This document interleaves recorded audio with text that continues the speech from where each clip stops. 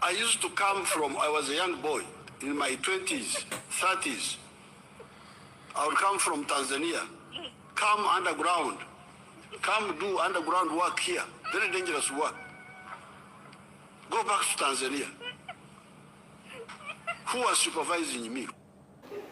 We have had generals, some members of this house, some former members of this house, including General late now Pecos Kutesa, who was an MP in the last parliament, the Honorable General Matayo Charigonza.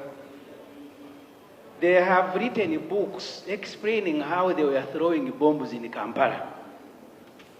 Madam Speaker, why shouldn't an MP ask if they are not the ones doing so, because they have confessed having thrown bombs in Kampala?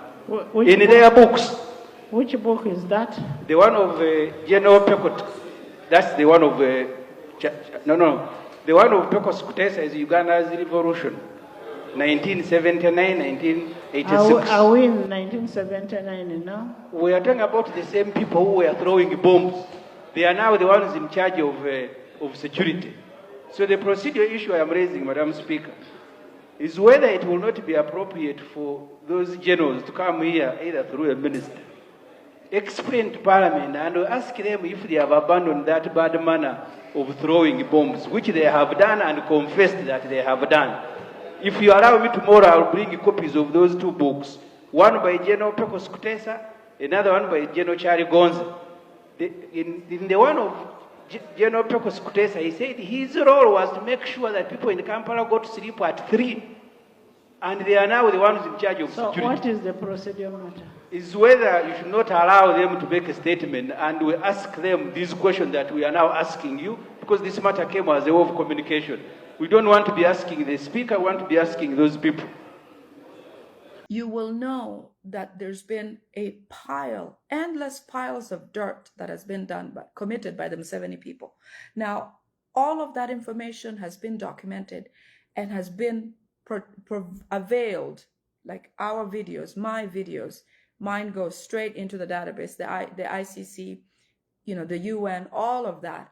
All of these feeds have been documented perfectly by the ICC. So Museveni has been requested multiple times by different organizations, whether they fund him or not, or international bodies that have to do with human rights. They have asked him on a report about what has happened, documentation that has come in stating this, that, and the other. They are asking Museveni to explain. He cannot explain what he did with those people. Several Ugandans have died. Some of them known. The Chibalama just disappeared. The 18 people who were in Kalangala who were captured, it is said that they were leached in acid. There is not a grave, there is not a sign. Museveni cannot explain, with all of that being on his front and having no accountability. Museveni is now trying to figure out how he can land that big issue, try to hoodwink or convince the Western world otherwise. Some of the things that he thinks he wants to do, which when we tweet things like this, okay, we hope that he'll put a stop to it. But he's so stubborn that he may execute it in some kind of way. So I want you guys to tweet all of this information because it's credible, true, and very, very urgent.